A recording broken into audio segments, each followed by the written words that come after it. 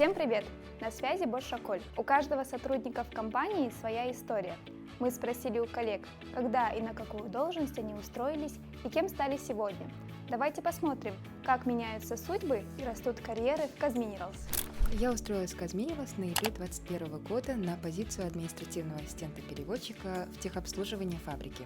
На данный момент я работаю ведущим переводчиком английского языка в администрации. В компанию Казминералс я устроился в 2022 году электромонтером, но в этом же году я перевелся на должность инженера по планированию электрооборудования и KPI.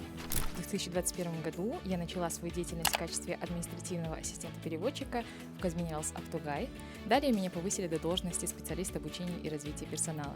В 2024 году я перевелась в Казминералс Bosch Аколь на позицию инструктора по управленческим навыкам. Я устроился в Казминералс в 2015 году в январе на позицию кладовщика. Через 2 года я стал специалистом по системному учету на складе. Проработал 2 года и перевелся в бухгалтерию, бухгалтер по учету ТМЦ. Казминералстың өзіне 2016 жылы сынамалы шоп жұмысқа кірдім. Одан 6 айдан кейін техникалық ауыстым. 6 жыл техник позициясында жұмыс жасадым. Кейін исследовательский лабораторияға младший инженер-исследователь позициясына ауыстым. Соңғы позициям қазіргі инженер-исследователь позициясына ауыстым.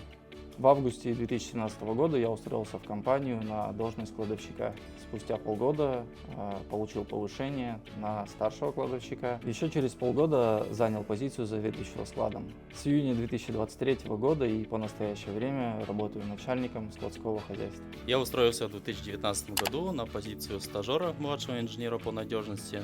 Проработав 5 лет, я сменил 2 позиции. Это младший инженер по надежности и инженер по надежности.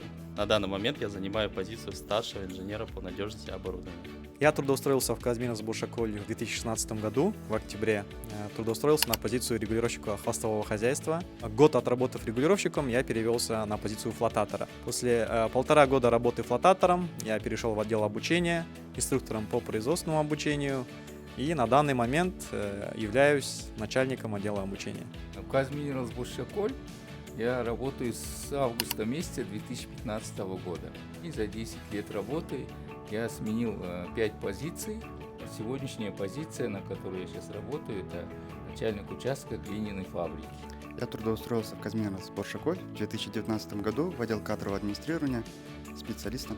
Сейчас уже я являюсь координатором отдела социальных и трудовых отношений. Вот такие необычные истории у наших коллег. А как начинался ваш путь в Казминералс? Пишите в комментариях.